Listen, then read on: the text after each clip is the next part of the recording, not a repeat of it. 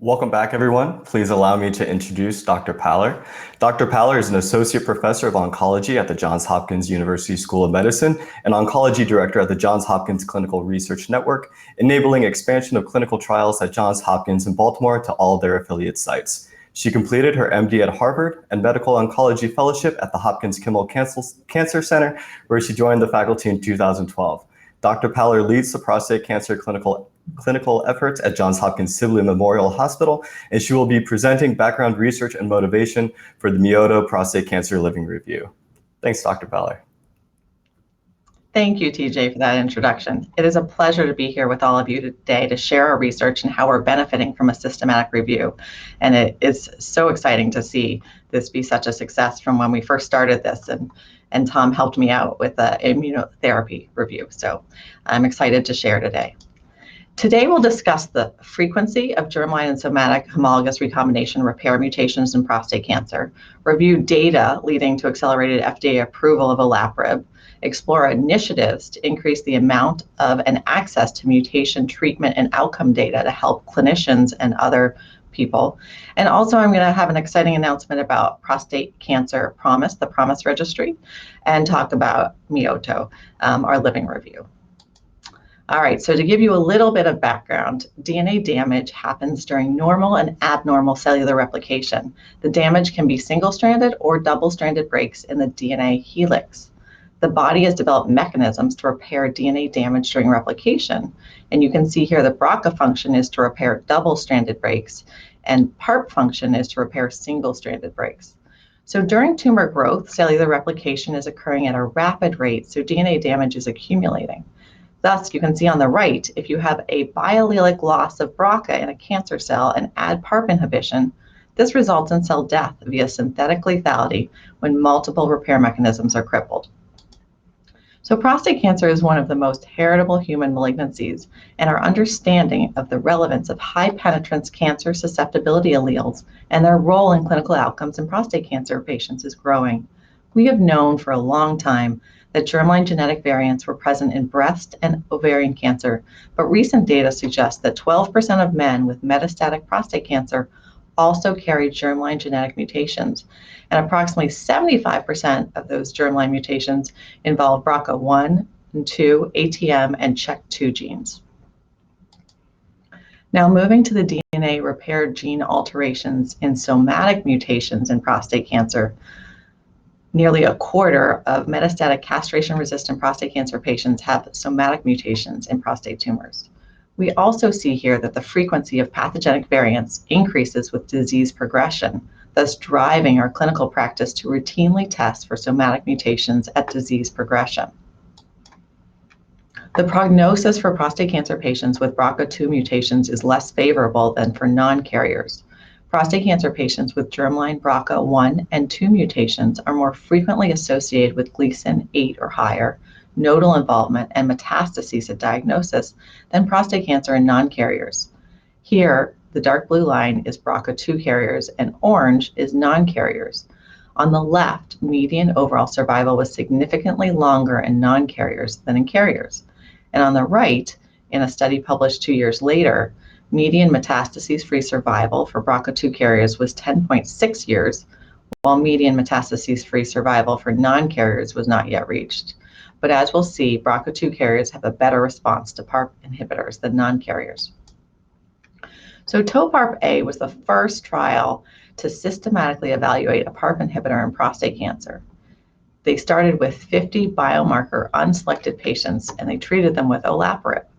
Next-generation sequencing of DNA repair genes listed on the right found that 1/3 or 16 of the patients had homozygous or other deletions in DNA repair genes, including BRCA1, 2, ATM, Fanconi anemia genes, and CHEK2.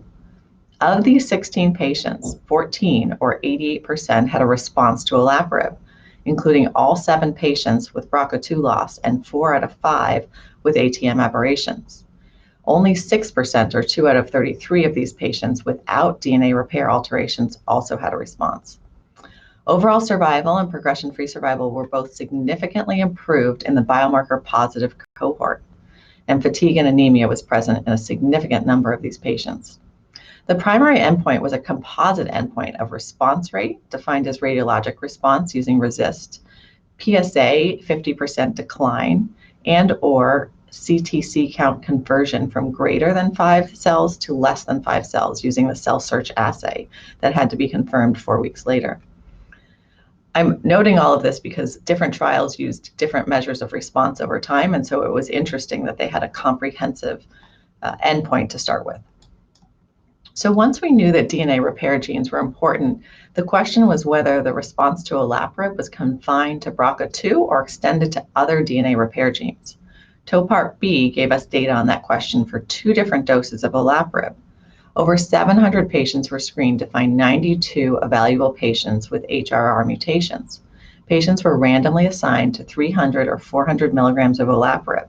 Like in Toparb A, a composite endpoint was used and achieved 54% in the 400 milligram cohort and 39% in the 300 milligram cohort. And again, it was the same composite endpoint. Olaparib continued to show promising activity in many of these genes, but the most pronounced activity by far was actually in patients who had BRCA1 and 2 mutations. These responses were far less impressive in other mutations such as ATM, PLB2, or CDK12. In fact, in our experience at Hopkins, CDK12 patients have been unlikely to respond to PARP inhibitors by PSMA or imaging, and it is questionable if CTC conversion to less than 5 cells without any PSA response or radiographic improvement is clinically important. We're actually looking at immunotherapy in those patients. And then the phase 3 registrational study called PROfound led to the FDA's accelerated approval of olaparib.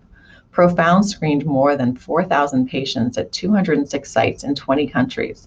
A qualifying alteration in one or more of the 15 pre-specified genes with a direct or indirect role in homologous recombination repair was detected in 28%, and half of them met all eligibility criteria and underwent randomization. These patients had metastatic castration-resistant prostate cancer and had received either enzalutamide or abiraterone or both, and they were allowed but not required to have received one taxane chemotherapy such as docetaxel. Patients were then sorted by cohort A, BRCA1, 2, and ATM, or cohort B, the 12 other alterations. And they were randomized 2-to-1 to receive olaparib or physician's choice of a novel hormonal therapy, either abiraterone or enzalutamide.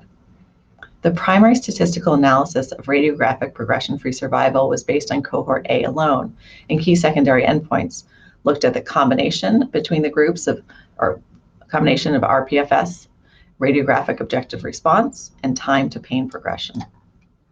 Here we see the primary endpoint of radiographic progression-free survival comparing olaparib versus physician's choice of abiraterone or enzalutamide in cohort A, again including patients with BRCA1, 2, or ATM mutations. And here we see a hazard ratio favoring olaparib, showing a 66% risk reduction of radiographic progression in patients receiving olaparib compared to those receiving enzalutamide or abiraterone. Similarly, radiographic progression-free survival in the combined A and B cohorts also favor the olaparib arm over the abiraterone or enzalutamide physician's choice arm, about a 50% risk reduction in the chance of developing radiographic metastases or death. Based on these results of the PROfound trial, the FDA approved olaparib for the treatment of metastatic castration-resistant prostate cancer patients with 15 pathogenic germline or somatic variants who had progressed following abiraterone or enzalutamide. However, there were still questions. And so one of the ways we wanted to explore all those questions is finding out more about these rare tumor types. So as in other tumor types, and more about these different mutations, as in other tumor types, the big challenge facing translational scientists seeking to develop new targeted therapies for patients with cancers involving rare genetic anomalies is how long it takes and how difficult it is to accrue patients with target mutations. A clinical trial that hopes to accrue 30 patients who have a pathogenic variant that's present in 3% of the population would need to screen 1,000 prostate cancer patients to find them. In practice, this is just not feasible, and we really need to be screening everyone in a timely fashion. To begin to meet that challenge, the Department of Defense Prostate Cancer Clinical Trial Consortium Germline Genetic Working Group launched a joint prospective registry led by Hopkins and Fred Hutch called Promise. So Promise is a prospective national registry of prostate cancer patients with germline mutations in DNA repair genes. By sequencing large numbers of patients and prospectively following them over time, this registry will allow patient education on personal and family risk of cancer, provide information on available FDA-approved treatments that target their genetic profile, and connect patients with clinical trials for which they are eligible to get access to drugs that aren't available until later in their disease. This registry will partner with patients and their physicians to provide relevant, actionable information. Promise will, over time, build a large database of clinical treatments and outcomes for patients with specific genetic profiles that can be queried to serve as hypothesis-generating guide for combination treatments in this patient population and for treatment sequences. The Promise Registry is a virtual study, which means no extra visits to the clinic, and participants do not need to leave their current provider or be a patient at an academic center to participate. We are not focusing only on metastatic disease and are building the database at every stage of the disease following biopsy. We have focused on 15 key genes in the primary objective and 10 others to learn more about patients with variants of uncertain significance through this project. We will also collect patient-reported outcomes. Our initial goal is to have 5,000 participants, of whom we anticipate 400 will have a pathogenic variant and 100 will have variants of uncertain significance. If we are successful, we hope to grow this registry well beyond the 500 with targeted mutations. While projects like Promise will generate the molecular data needed to identify prognostic biomarkers, the presented work demonstrates the importance of tracking all similar efforts. The MEOTO project will curate all clinical trials and publications that present evidence for a relationship between a mutation biomarker and clinical outcome. There are more trials that are selected based on mutations.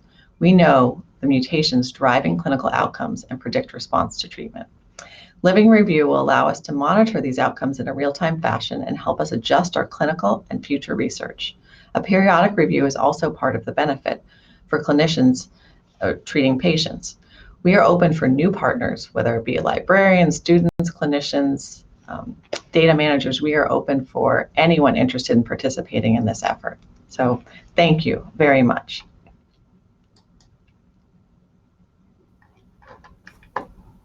Thank you, Dr. Paller. That was great. Everyone, the next presentation will be by Dr. Wayne. We're pretty much right on schedule, so please don't go too far. We'll start shortly. Thanks again, Dr. Paller.